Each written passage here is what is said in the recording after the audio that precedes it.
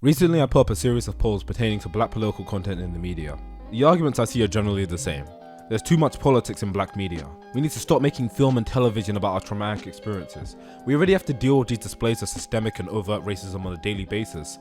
I just want a form of escapism. These are sentiments I've heard reflected by many black and non-black people in the public eye. In fact, if I'm to start somewhere, I don't even inherently disagree with the sentiments, and I understand why they would feel such a way. For me to argue that there hasn't been an increase in media involving black characters, depicting them in overtly political situations, it would be, to be blunt, it'd be disingenuous. That's not really the point I'm trying to make. But in the same breath, sometimes I hear, I can't wait for the Boondocks reboot to drop, so Aaron Magruder could drop that knowledge. That's what they sound like to me. This Is America by Childish Gambino was honestly such an incredible forward-thinking piece of art that said something new and innovative. I can't wait for Boots Riley to drop another movie like Sorry to Bother You or Black Klansman. What a visionary. These perspectives I find are often by the same people. The same people pushing against any form of black political discussion in the mainstream media and entertainment are the same people who champion these artists who tackle them in the variety of mediums that they do. It led me to conclude two things. One, maybe people are being a little bit hypocritical. maybe just a little bit. And two, and this one's much more important, is much less a distaste for the subject matter and much more how the subject is addressed. And that's kind of what I want to explore today. What is the appropriate way to explore systemic issues within the black community in the medium of entertainment? And why do specific renditions garner high praise or strong dismay? Let's talk about it. Let's start with the spectacle. A huge problem with the traumatic elements of the black experience being made into entertainment is how it sensationalizes the experience in the minds of white audiences. I mean this more in the sense that popular iterations of these stories are often championed by white audiences. Like that was such a touching story, such a compelling narrative. Anyway, on to things that matter. None of it is real. None of that really matters. Like, these stories and narratives are based on real concepts, real ideas, real experiences. And sometimes I feel a level of discomfort in the ways in which white people consume it. Like, someone should really do something about that. Anyway, on to life. I don't believe in politics. Oh man. Like, you won't listen to the thousands of black people communicating that they're being systemically targeted by the police, but you'll cry your eyes out, you'll cry your heart out if there's a catchy song and dance about it. It's very interesting. Sorry to Bother You is a really good movie. Like a really, really good movie. The imitation of whiteness, the way in which capitalism dehumanizes us, how movements are co-opted by corporate interests and enticing us with the prospect of attaining similar amounts of power. Anyway, I don't know what these black people are complaining about, so I'm not actually attacking any of the people the general public seems to champion in pertaining to their commentary on socio-economic circumstances of black people. But it can feel very much like non-black people don't really care about the issues black people face, and more so enjoy it as a narrative. Our suffering isn't real, it's a reality show of material to be used by black entertainers to amuse white audiences. I like the Boondocks, I like Atlanta, I like Chappelle Show, I like Us. I like a lot of these movies and shows that, while not perfect, do have some forms of political commentary pertaining to the role black people play, in a white man's world. Visions exist that comment on these issues tastefully and are generally well received by audiences. Here's where I have some disagreements, sir. I don't understand the logic of arguing the media should stray away from this sort of conversation by virtue of black escapism. Multiple reasons here. One, everything is political. Blackness has been policed on a systemic and institutional level. The identity itself, from its construction in the Bacon's Rebellion as a means of class division, is inherently political. I once brought up that there was only one black British cartoon. I did it before. It was an old video. I once brought up that there's only one black British cartoon. Let's call a spade. It's a kid's show. But the very fact that there's only one black British cartoon in a sea of Eurocentric media inherently makes its existence political. Craig of the Creek is a show I've watched with my little sister here and there. I never really dived too deep into it if you want me to keep it real. But it's also the poster for any time someone wants to tell you that black people should be allowed to exist in more apolitical shows. But I don't even think this show is apolitical. And I don't just mean because it features a non-binary character, though that is a more overt example. Like, the very fact that people constantly bring up this show as a means to push more black shows that stray away from political discourse is inherently political. And that's not a knock on Craig. I like Craig, but even being apolitical is a political perspective. Let's give a silly example. It's my favorite. Sonic Adventure 2, let's go. I like it. Let's do Adventure 2. Sonic gets wrongly accused by the US military. What does he do? He runs away and destroys their machines in self-defense and retaliation. To run away from the police is political.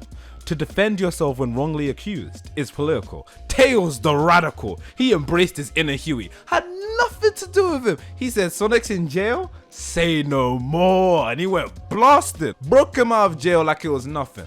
Wanted. Like, it's a Sonic game. Yes, but these are inherently political. And just because we don't overthink it doesn't make it any less political. We're not strangers to this concept. I said this earlier in the video, but being apolitical sometimes does more damage than good, as feigning ignorance to context and significance can be equally as problematic. Actually, I don't think I said that in the video, but let's pretend like I did for a second. I don't think I actually said that. I don't think that's in the script. Okay.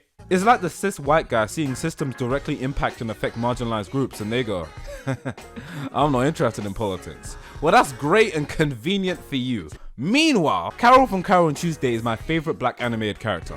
That show isn't even overtly political, but I've heard the argument that Carol is a mammy because she takes care of Tuesday a lot. There's not a lot of commentary on this element of their relationship within the show, so I can understand the criticism. Michiko and Hatchin, love this show, similar situation. I've heard the argument that Michiko is a self-loathing bedwench chasing after a white man. Atsuko, being the bear character, is degraded for having feelings for Michiko, labelled as a freak. My Wife and Kids, a show that went out of its way to stray away from politics. I don't believe this show is apolitical, but whatever. Okay. In all of its attempts to not be apolitical, the sister in the family goes from a normal dark-skinned girl to a ditzy light-skinned girl in the second season. It wasn't trying to be political, it wasn't intentional, I think. But yo, would you look at the time, it's political. Because black women care about how they're depicted in the tropes they see, to see colorism and misogynoir, regardless of whether the medium was trying to say something or not, and to not have it acknowledged or addressed within the forms of media you consume, is equally as frustrating as having a show be overtly political, but communicate a message that can be simplified to, it is what it is. It is what it is. What are you gonna do about it? Okay. Just because art is escapism doesn't detach you from the ramifications of reality, the impact it has, be that the media consumed or those that engage with it. I don't like Two Distant Strangers. I can't finish watching When They See Us. I know what happens, I just don't see the appeal in it. But those films are no more or less political than Sorry to Bother You, or This Is America. There's no such thing as apolitical media, because politics is in everything. And I'm not so envious of the white guy that has the convenience of ignoring politics, that I'd rather pretend that my identity wasn't inherently politicized, and that I live in a world absent of context. Because ultimately, I think that does more harm than good. And two, and like this one's a bit more important, even if we're to pretend like this apolitical standard exists, like these inherently apolitical shows where black people just exist, quote unquote. Like if I'm to follow the example that these shows should never use scary words like black and racism and system and God forbid anything to do with the police being bad people, there are plenty. Craig of the Creek, Spider-Verse, anything by Tyler Perry, though to be honest you shouldn't be watching anything by Tyler Perry anyway. Cloak and Dagger, Fillmore, Soul, Princess and the Frog, Proud Family, That's So Raven, no I don't really count that episode, Let It Shine, Cannon Busters, The Jellies, Keenan and Cal, My Wife and Kids. They have an interview. They literally have an interview where they literally say they avoided race topics and just comedy. Still enjoy the show, still got mad nostalgia for it, but it's something to keep in mind.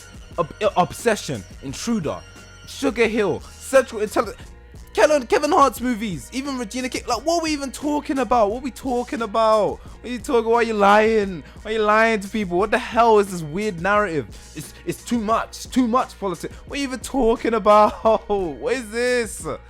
I didn't even include shows that have black main characters, and even shows that aren't overtly political but have been criticized for political reasons.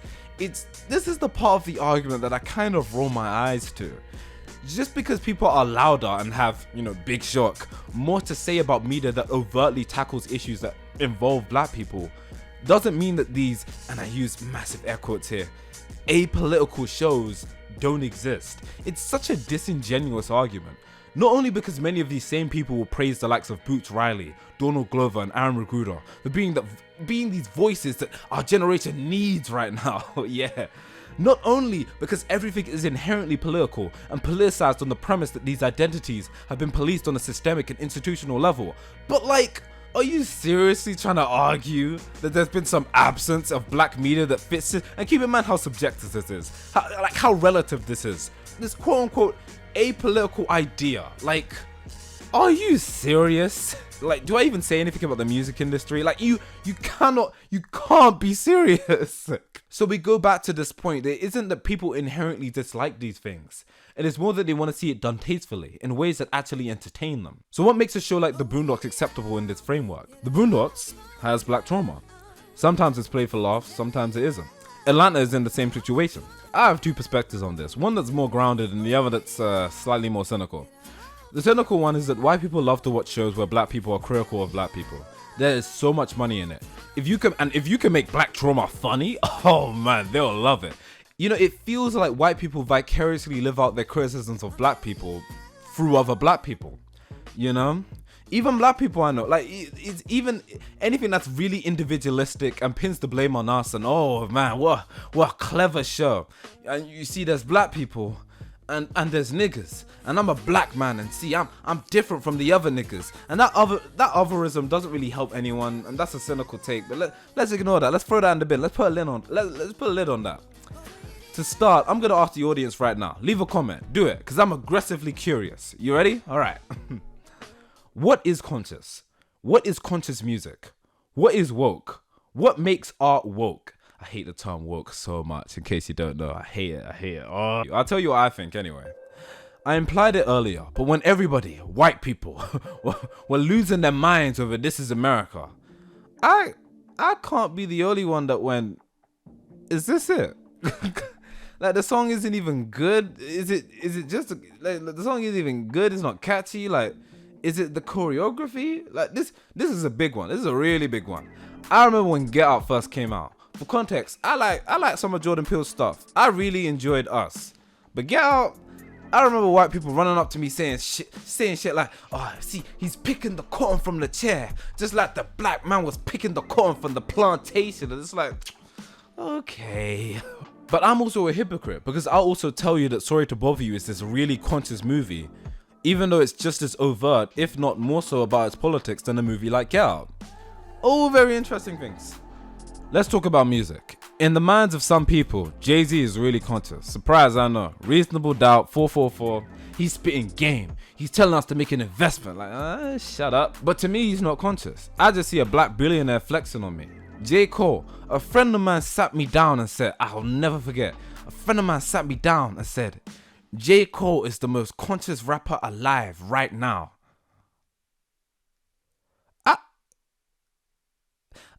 I don't even know how to process that information. You know who I think is conscious? No name. Is it because she's a leftist, criticizes black billionaires, vocal against imperial conquest and white supremacy? These are factors, but not the encompassing reason.